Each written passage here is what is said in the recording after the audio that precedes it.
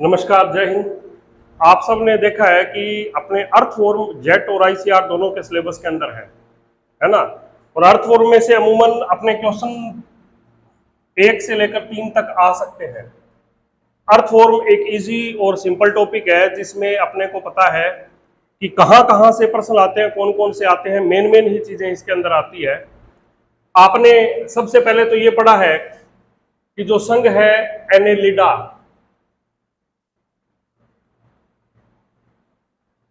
संघ Annelida non coordinate में आता है। नॉन कोऑर्डिनेट का मतलब है ऐसे प्राणी जिसमें रीढ़ की हड्डी नहीं है, नोटोकॉर्ड नहीं है, उसमें कौन आते हैं? Non coordinate. और नॉन कोऑर्डिनेट के अंदर ही हमारा एक संघ है एनेलिडा। और एनेलिडा का सबसे प्रारूपिक प्राणी जिसको हम कहें, जो मेन एनेलिडा का प्रतिनिधित्व करता है, वो प्राणी है केंचुआ या अर्थवॉर्म। वो प्राणी कौन सा है? केंचुआ या अर्थवॉर्म इसका मेन प्रारूपिक प्राणी है। केंचुए का नाम वैसे देखें तो होता है फेरेटिमा पोस्टुमा। क्या होता है? फेरेटिमा पोस्टुमा।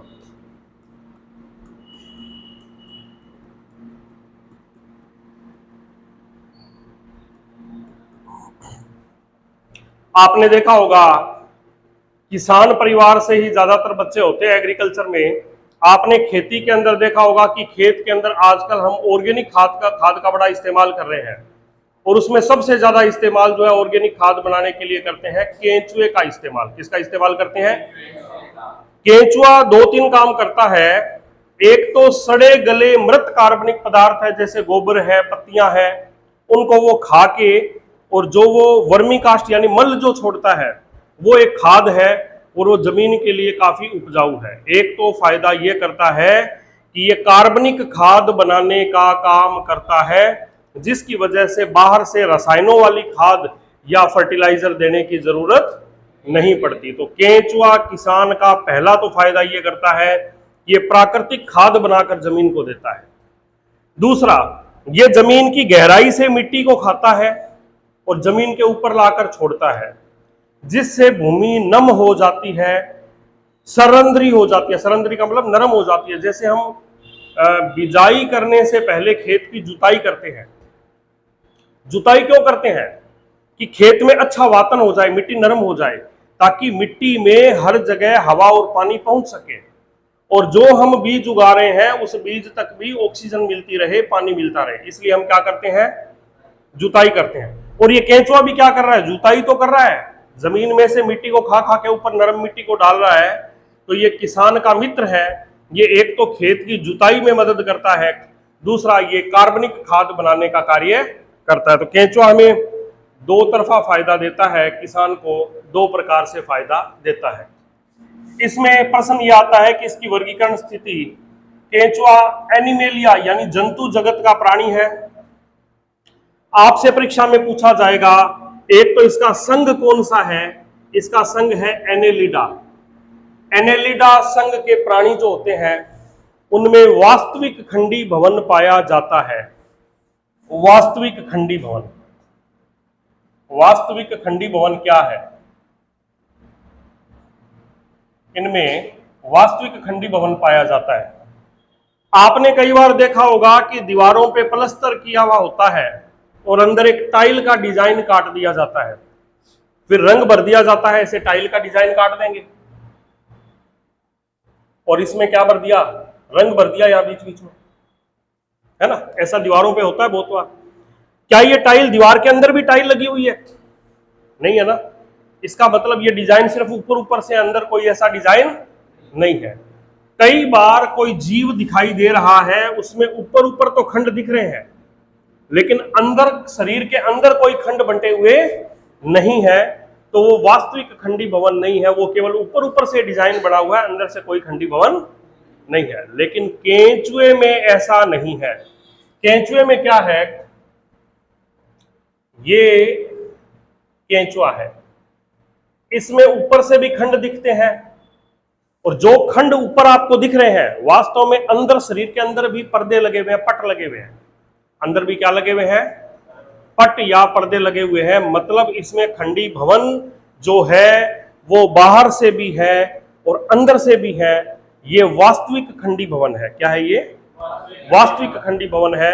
इसे हम कहेंगे ट्रू मेटामेरिज्म। क्या कहेंगे? True metamerism. कई बार हमारे एग्जाम में, विशेष तौर से आईसीआर में, स्टेटमेंट आ जाते हैं, केंचुए में वास्तविक खंडी भवन पाया जाता है। ये दे दिया कथन, नीचे लिख दिया कारण। एक, इसमें केवल बाहरी सतह पर खंड दिखाई देते हैं, भीतर खंड नहीं होते। नंबर 2 लिख दिया, इसमें बाहरी सतह पर भी खंड होते हैं और भीतर भी पटों में बंटा हुआ रहता है। तो बताइए क्या कथन सही था? वास्तविक खंडी भवन है। क्या कथन सही था? वास्तविक खंडी भवन है। आपको मैं दोबारा बता दूं कि परीक्षा में ऐसा लिखा हुआ आ जाए कथन, कथन में ये लिख दें, केंचुए में वास्तविक खंडी भवन पाया जाता है। वास्तविक, ये नीट में भी टॉपिक अपना काम का है और पूरा नीट को भी कवर करेगा। वास्तविक खंडी भवन पाया जाता है और इसका कारण दे दें। नंबर 1, बाहर से खंडी भवन है,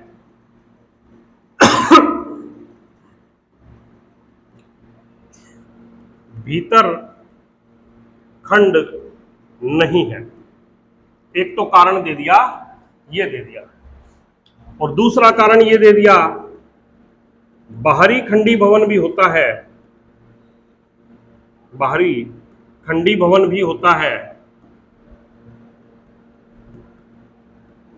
वह भीतर भी पट पाए जाते हैं।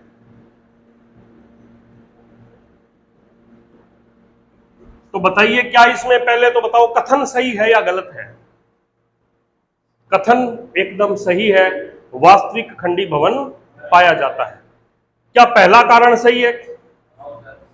क्या दूसरा कारण सही है? तो परीक्षा में ऑप्शन आ जाए, कथन सही है, कारण दोनों सही है, कथन सही है, कारण एक सही है, कथन गलत है, कारण एक सही है, और कथन सही है, कारण 2 सही है। तो कथन सही है और कारण 2 सही है। ये कथन भी हमारा सही है और कारण भी हमारा, ये 2 नंबर वाला कारण एकदम सही है। समझ में आ रही होगी आपकी बात?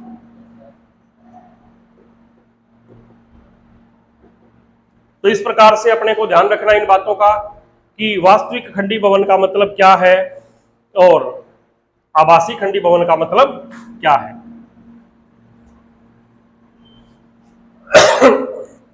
अब देखिए पहला प्रश्न तो ये आ गया, केंचुआ किस संघ का प्राणी है? एनेलिडा संघ का प्राणी है। दूसरा, इसके विशेषताएं क्या क्या है? इसमें द्विपार्श्व समिति पाई जाती है। इसमें द्विपार्श्व समिति पाई जाती है। द्विपार्श्व का मतलब समझिए। द्विपार्श्व का तात्पर्य है, पहले तो समिति क्या है, समिति को आप समझिए। समिति क्या है?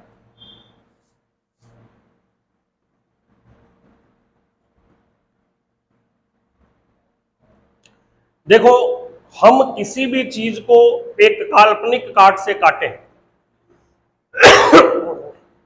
एक काल्पनिक काट से काटें और वो 2 बराबर भागों में बंट जाए। कितने बराबर भागों में बंट जाए? तो उस काल्पनिक काटों की संख्या के हिसाब से बनती है समिति।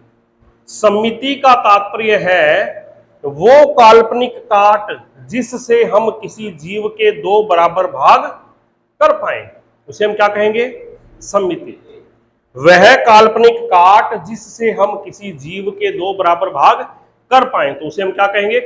समिति। अब आप एक बात बताइए, आप बाजार से आलू लाते हैं, आलू तो बड़ा टेढ़ा मेढ़ा सा यूं होता है, क्या कहीं से भी काट के आप आलू के 2 बराबर भाग कर सकते हैं? नहीं कर सकते। जैसे आलू के 2 भाग नहीं होते, वैसे ही अमीबा के भी 2 भाग नहीं होते। ऐसे प्राणियों को हम कहते हैं असमितीय प्राणी, जिसमें कोई भी ऐसी काट नहीं है जिससे हम इनके 2 बराबर भाग कर पाए। ठीक है ना? तो ऐसे प्राणियों को हम क्या कहेंगे? असम्मितीय प्राणी। क्लियर?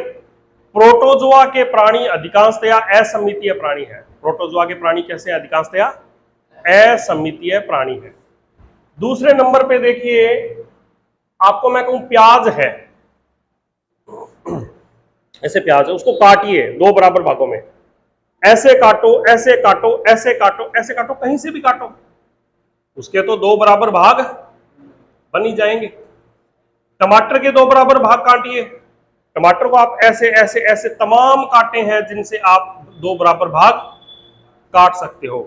इसका मतलब कई प्राणी जो गोल है या वृत्ताकार है, उन्हें आप कितने भी भागों में काटिए, कितने भी ऐसी काटें हो सकती है जिनसे आप उनके दो बराबर भाग काट सकते हैं। जैसे आपके सामने रोटी है, ऐसे चपाती, मैं कहूं काटिए, कहां से काट सकते हैं? दो बराबर, ऐसे काटो, दो बराबर भाग बन जाएंगे, है ना?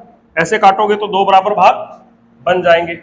यदि ऐसे भी नहीं काटेंगे, ऐसे काटो तो भी दो बराबर भाग, ऐसे काटो तो भी दो बराबर भाग, ऐसे काटो तो भी दो बराबर भाग बन जाएंगे। तमाम कांटे हैं जिनसे आप दो बराबर भाग बना सकते हो। ऐसे प्राणियों को हम कहते हैं अर्य सममितीय प्राणी।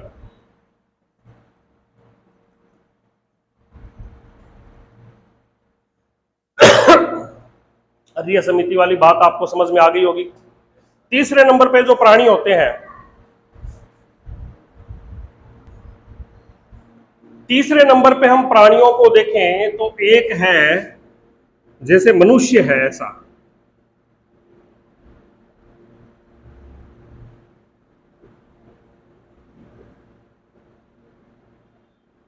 इसको यदि आप दो बराबर भागों में बांटना चाहें तो केवल एक ही ऐसी काट है जिससे आप दो बराबर भाग बना सकते हो। एक ही ऐसी काट है जिससे आप दो बराबर भाग बना सकते हो, है ना?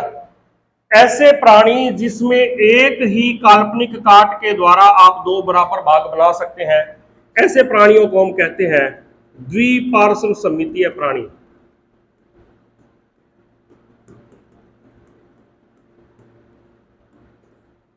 द्विपार्श्व सममितीय प्राणी। तो हम यदि केंचुआ की बात करें तो केंचुआ हमारा द्विपार्श्व सममितीय प्राणी होता है। कैसा प्राणी है? द्विपार्श्व सममितीय प्राणी होता है। ये बात आपके क्लियर हुई? हो गई क्लियर? अच्छा, अब आपको एक बात और बताना चाहूंगा। एक शब्द है त्रिस्तरीय। त्रिस्तरीय का मतलब क्या है? यह बात भी आपके क्लियर हो जानी चाहिए। त्रिस्तरीय का मतलब क्या है?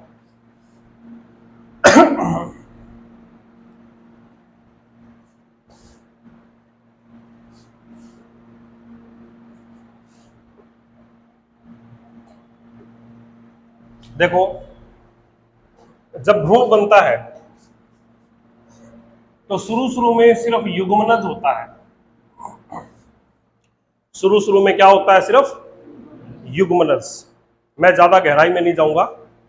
ये युग्मनज विभाजित होता है और कोशिकाओं का गुच्छा बना लेता है। इस अवस्था को हम कहते हैं कोरक। क्या कहते हैं? कोरक। और इन खंडों को कहते हैं कोरक खंड। इन खंडों को हम क्या कहते हैं? कोरक खंड। बाद में इसमें कई परिवर्तन होते हैं, थोड़ा हम भ्रूणिकी पढ़ेंगे, उसमें ही बताएंगे आपको ये बात। कोरक अवस्था धीरे धीरे इस प्रकार से बदलती है कि यह संरचना ऐसी हो जाती है। इसमें तीन स्तर बन जाते हैं, जिसमें बाहरी स्तर को हम बोलते हैं, बाहरी एक स्तर बनता है, ये बाहर वाला स्तर है।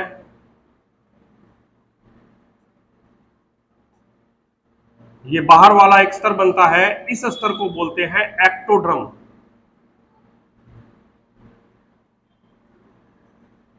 ये बातें कई बार क्या है कि हमारा ध्यान नहीं होता, टॉपिक आगे निकल जाता है, तो वीडियो को आप पॉज करके दोबारा से देख सकते हैं, मतलब पीछे से लेके।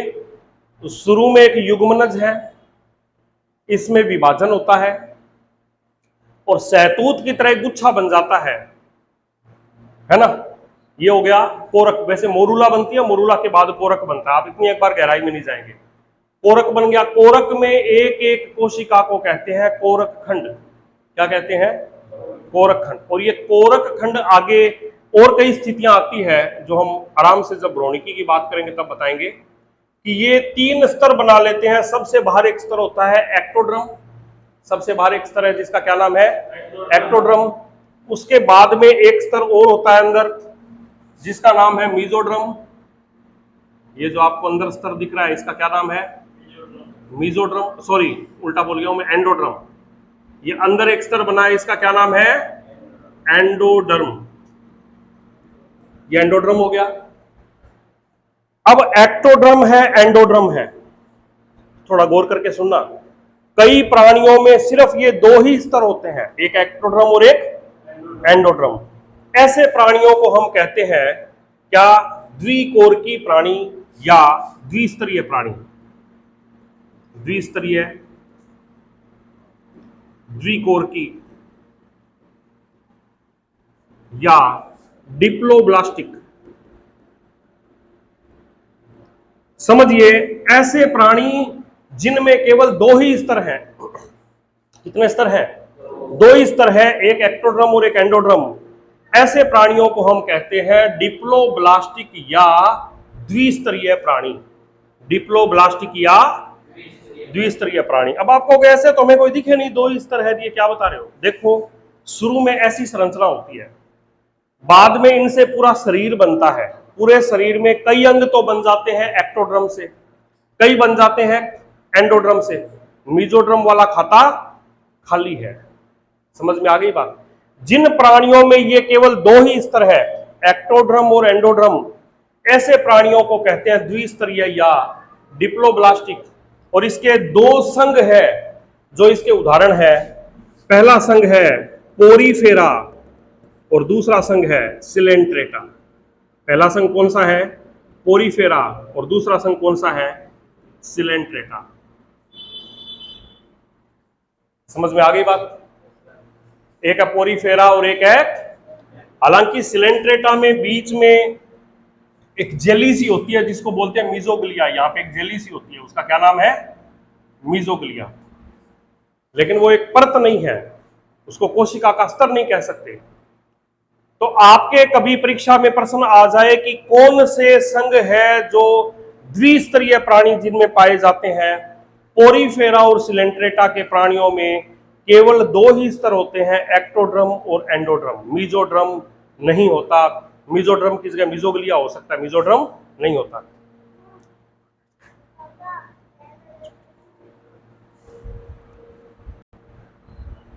तो आप देख रहे हो कि पोरीफेरा और सिलेंट्रेटा के प्राणियों में केवल 2 ही स्तर पाए जाते हैं। कौन कौन से हैं एक्टोड्रम और एंडोड्रम। मीजोड्रम की जगह मीजोग्लिया है, उसको कोशिका का स्तर नहीं कह सकते। समझ में आ गया। बार बार बता रहा हूं, आईसीआर में थोड़ा डेप्थ में प्रश्न आते हैं, नीट में डेप्थ में प्रश्न आते हैं कि कौन से प्राणियों में 2 स्तर है। तो आप ध्यान रखना पोरीफेरा और सिलेंट्रेटा डिप्लोब्लास्टिक है, द्विकोरकी है या द्विस्तरीय है। आगे बात समझ में। लेकिन कई प्राणियों के अंदर क्या होता है, या बीच में एक तीसरा स्तर बन जाता है। कई प्राणियों में क्या होता है, या बीच में एक तीसरा स्तर बन जाता है।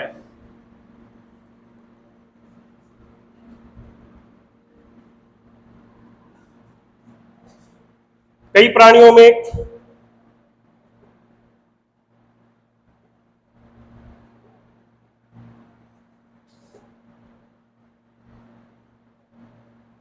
एक बीच में तीसरा स्तर बन जाता है यहां पे।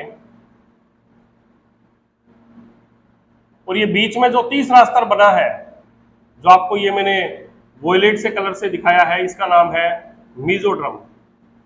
क्या नाम है मीजोड्रम। जिन प्राणियों में 3 स्तर पाए जाते हैं उन्हें हम कहते हैं त्रिस्तरीय प्राणी। उन्हें हम क्या कहेंगे त्रिस्तरीय प्राणी, जिनके शरीर में 3 स्तर पाए जाते हैं, एक्टोड्रम, एंडोड्रम और मीजोड्रम। क्या क्या चीज है एक्टोड्रम प्लस एंडोड्रम, और दोनों के बीच में क्या है मीजोड्रम। दोनों के बीच में क्या है मीजोड्रम। ऐसे प्राणी त्रिकोरकी है। त्रिकोरकी के लिए हम लेते हैं त्रिस्तरीय, त्रिकोरकी या ट्रिप्लोब्लास्टिक। अब आप कहेंगे इसमें कौन है, इसमें सिलेंट्रेटा के बाद सभी संघ आ गए। कौन कौन से? Platyhelminthes, aschelminthes, annelida, arthropoda, mollusca, echinodermata और सभी कोर्डेटा किस में आ गए? ट्रिप्लोब्लास्टिक में आ गए।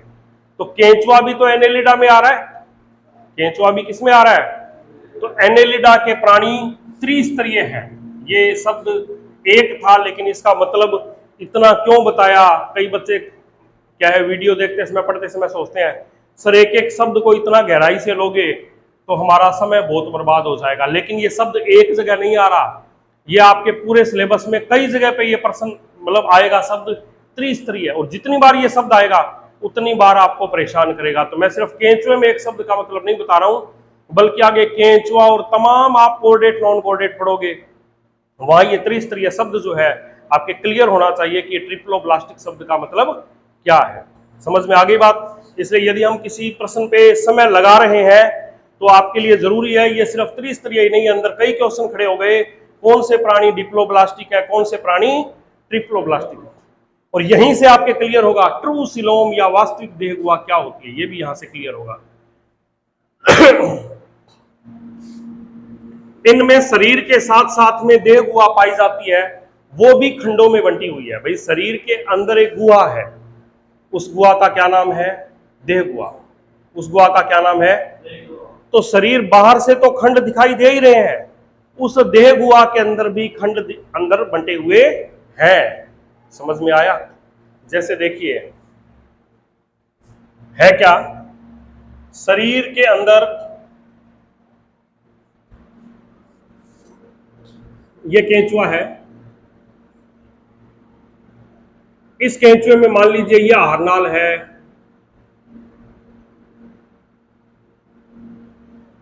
अब ये देहगुहा है। क्या है ये? देहगुहा। तो शरीर बाहर से तो पटों में बंटा हुआ है ही है, बाहर से भी बंटा हुआ है और अंदर से भी ये पटों में, बाहर से तो खंड दिखाई दे रहे हैं, ऐसे दे रहे हैं ना, देखो ये बाहर से खंड दिख रहे हैं, आप तो बाहर का डिजाइन ही देख पाओगे, तो बाहर से तो पट दिखाई दे ही रहे हैं, इसके पट कहां है?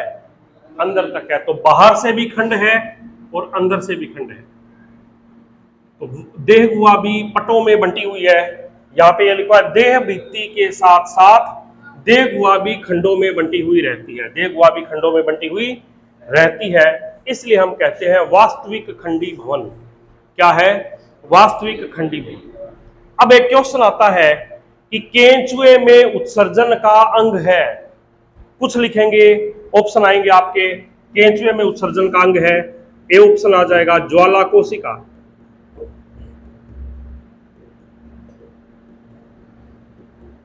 बी ऑप्शन आ जाएगा वृक्क, सी ऑप्शन आ जाएगा यकृत, डी ऑप्शन आ जाएगा नेफ्रीडिया। तो ध्यान रखना, ज्वाला कोशिकाएं प्लेटीहेल्मिन्थीज के प्राणियों में पाई जाती है, नेफ्रीडिया केंचुए में पाया जाता है। नेफ्रीडिया किस में पाया जाता है? केंचुए में। और हमारे अंदर जो है वो नेफ्रीडिया नहीं है, हमारे में क्या है? वृक्क है। हमारे अंदर क्या है? वृक्क पाए जाते हैं, हमारे अंदर वृक्क पाए जाते हैं। तो केंचुए का उत्सर्जी अंग है नेफ्रीडिया। और आपको बता दूं ये टॉपिक ना सिर्फ आप लोगों के जेट, आईसीआर, नीट इनके लिए इंपॉर्टेंट है, बल्कि फर्स्ट ग्रेड सेकंड ग्रेड में भी यही सब चीजें आ रही है। अभी पीछे फर्स्ट ग्रेड 2018 के अंदर एक क्वेश्चन आया था कि केंचुए के अंदर उत्सर्जी पदार्थ क्या है? तो केंचुए का उत्सर्जी पदार्थ होता है यूरिया। क्या होता है उत्सर्जी पदार्थ? सिर्फ छोटा सा प्रश्न है, 4 ऑप्शन होंगे और आपका गलत हो सकता है। केंचुए का उत्सर्जी पदार्थ यूरिया है। ये जो टॉपिक आप पढ़ रहे हो, ये टॉपिक आप लोगों के 12वीं के बाद में आप परीक्षाएं देते हो, जेट, आईसीआर, नीट, उनमें भी इंपॉर्टेंट है। इसके अलावा आरपीएससी के जितने एग्जाम देते हो तो भी यही सब चीजें वापस आप लोगों को तैयार करनी होती है। फर्स्ट ग्रेड, सेकंड ग्रेड और रीट लेवल 2 जो साइंस में है उसके अंदर भी ये सभी टॉपिक आपके इंपॉर्टेंट होते हैं। तो आपको सभी दृष्टिकोण से आपको इसको बहुत बढ़िया तरीके से ध्यान देके पढ़ना है। केंचुए में गमन किससे होता है? हमारे में गमन किससे होता है? हम तो टांगों से चलते हैं, केंचुए में तो टांगे हैं नहीं। तो केंचुए में गमन के लिए छोटे छोटे छोटे छोटे सीटी यानी सूक निकले हुए रहते हैं। हर खंड से क्या निकले हुए, यहां सूक निकले हुए रहते हैं, जिनकी सहायता से ये गमन करता है। तो केंचुए के लिए सत्य कथन है, मेटामेरिक खंडी भवन पाया जाता है। मेटामेरिक खंडी भवन का तात्पर्य है वास्तविक खंडी भवन पाया जाता है। क्लियर। केंचुए में उत्सर्जी अंग का नाम है नेफ्रीडिया। क्या नाम है? केंचुए में गमन किससे होता है? सूक या सीटी से होता है। सूक या सीटी से होता है। ये बातें आपके क्लियर हुई होगी। अभी हमने एनेलिडा संघ के कौन कौन से लक्षण केंचुए में है, जिसके लिए हमने केंचुए को एनेलिडा संघ में रखा, वो सभी आपने मुख्य मुख्य लक्षण पढ़े। एनेलिडा संघ में आगे वर्ग है। एनेलिडा संघ में क्या है? आगे वर्ग है। केंचुए का जो वर्ग है उसका नाम है ओलिगोकीटा। क्या नाम है? ओलिगोकीटा।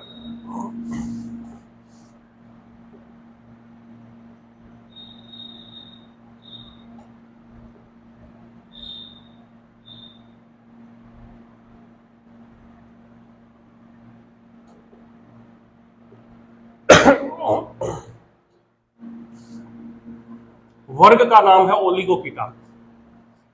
देखो, एक होता है पोलीकीटा। पोलीकीटा में वे प्राणी आते हैं जिसमें खंडों की संख्या निश्चित है ही नहीं, बहुत सारे खंड है। पोली मतलब बहुत सारे, पोली मतलब बहुत सारे। ये पोलीकीटा में नहीं है, क्योंकि केंचुए में तो खंडों की संख्या फिक्स है। लगभग 100 से 120 वाला ऑप्शन भी सही है। लगभग यही है, 100 से लेकर 120 खंड लगभग फिक्स से है। तो जहां खंड ना तो बहुत ज्यादा है ना बहुत कम है, एकदम गिन के भी नहीं डाले भगवान ने, है ना। तो ये है ओलिगोकीटा का प्राणी, क्योंकि इसके शरीर के अंदर खंड कितने हैं? 100 से लेकर 120 है। आप इसी एनेलिडा संघ में एक वर्ग पढ़ोगे, हिरुडिनेरिया।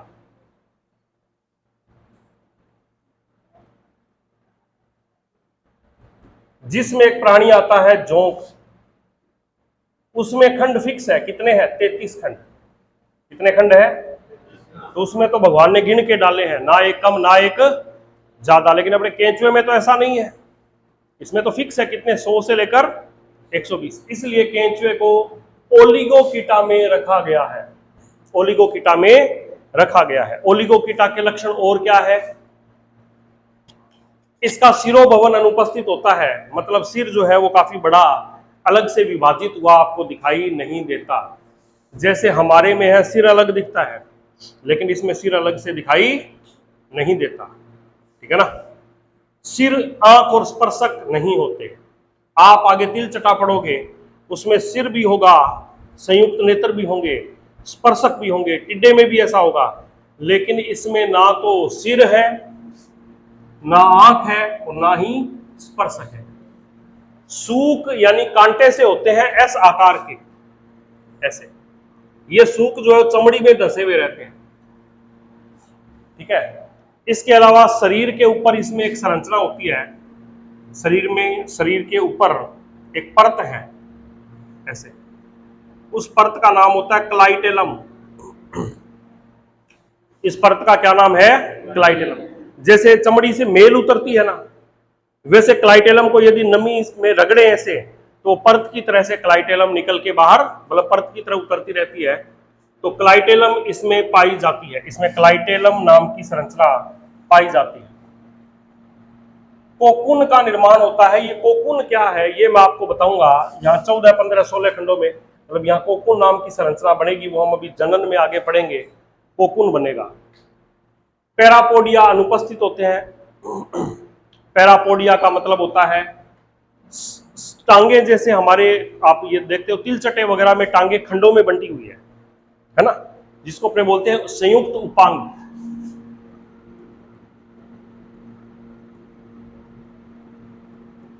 जैसे ये सिट्टी है वो एकल ही है, ये खंडों में बंटी हुई तो नहीं है ना। कई प्राणी है, जैसे आप तिल चटे को, टिड्डे को देखते हो, उनकी टांगें देखिए खंडों में बंटी हुई है, छोटे छोटे टुकड़े हैं टांगों में, वो है पैरापोडिया। लेकिन इसमें पैरापोडिया जैसी ऐसी कोई चीज नहीं होती, पैरापोडिया जैसी कोई चीज नहीं होती।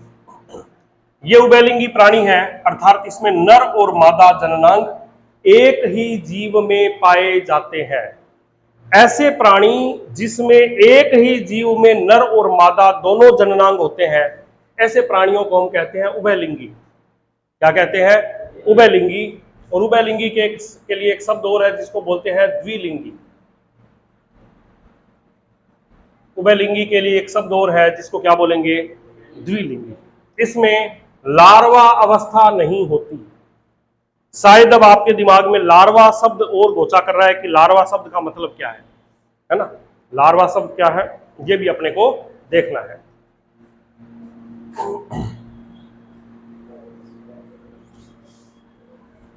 देखो, मनुष्य है, मनुष्य का बच्चा जब जन्म लेता है तो क्या आप उसको पहचान लेते हो? क्या ये मनुष्य का है या किसी जानवर का है, पक्षी का है? पहचान लेते हो? किसका है? मनुष्य का है। मनुष्य की जितनी टांगे, हाथ, पैर, बस वो बच्चा धीरे धीरे बड़ा होता जाता है और बस होता मनुष्य जैसा ही है या नहीं है? लेकिन यदि मेंढक के आप अंडे से निकले हुए जीव को देखें तो आप कभी नहीं पहचान पाएंगे ये आगे चल के मेंढक बनने वाला है। वो तो आपको दिखने में कैसा दिखेगा? मछली जैसा दिखेगा। कैसा दिखेगा? मछली जैसा। तो कई बार क्या होता है कि जो जीव जन्म ले रहा है वो अपने माता पिता जैसा नहीं है, बल्कि अविकसित या बहुत ज्यादा विकसित अवस्था में है। फिर उसमें कई सारे परिवर्तन होते हैं, तब जाके वो वयस्क जीव के जैसा डमी बन जाता है। समझ में आ रही है बात? हालांकि एक बच्चा है वो माँ बाप जितना बड़ा तो नहीं होता, लेकिन होता तो ऐसा ही है। वैसे ही 2 आंखें, वैसे 2 कान, बिल्कुल संरचना वैसी है। लेकिन यदि आप देखें, कई ऐसे जीव है जिसमें अंडे से जो जीव निकलेगा वो जीव माता पिता जैसा नहीं है। आप पहचान ही नहीं पाओगे कि ये इस जीव का जो बच्चा है ना, उस अविकसित या ज्यादा विकसित अवस्था को हम बोलते हैं लार्वा। क्या बोलते हैं?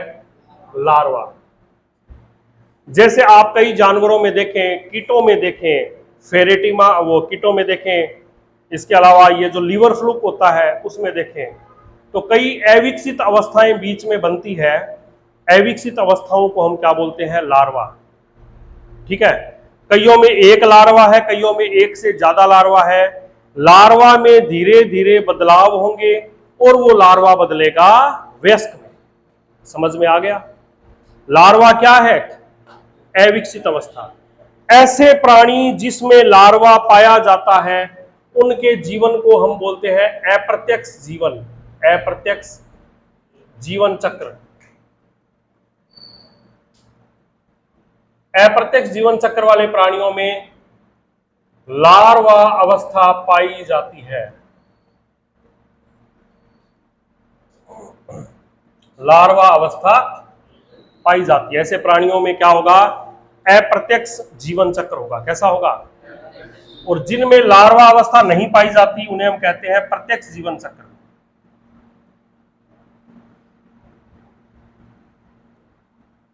प्रत्यक्ष जीवन चक्र में लार्वा नहीं होता। ठीक है ना? तो केंचुए में प्रत्यक्ष जीवन चक्र है या अप्रत्यक्ष है? केंचुए में प्रत्यक्ष जीवन चक्र पाया जाता है, इसलिए केंचुए में हम कहेंगे लार्वा नहीं है, प्रत्यक्ष जीवन चक्र है। ये आप नोट कर लीजिएगा। कैसा जीवन चक्र है? प्रत्यक्ष जीवन चक्र है, क्योंकि लार्वा नहीं पाया जाता। तो ये आपको प्रत्यक्ष जीवन चक्र वाली बात आ गई होगी समझ में। और इसकी केंचुए की सबसे प्रमुख जाति है फेरेटिमा पोस्थुमा। पोस्थुमा इसलिए क्योंकि इसमें पोरफायरिन वर्णक पाया जाता है, इसलिए इसकी त्वचा भूरे रंग की होती है। भूरी त्वचा। भूरी त्वचा क्यों है? पोरफायरिन नामक वर्णक की उपस्थिति के कारण। पोरफायरिन वर्णक की उपस्थिति के कारण इसकी त्वचा कैसी होती है? भूरी होती है। तो आज के लिए हम इतना ही पढ़ेंगे, बाकी अपने कल के वीडियो में पढ़ेंगे। Thank you, have a nice day. आपको जो चीज समझ में नहीं आए आप वीडियो को वापिस से जो है रिप्ले करके देख सकते हैं। बार बार वीडियो को देखें, इसके नोट्स अपने हाथ से भी बनाएं और PDF है उनको भी पढ़ें। Thank you.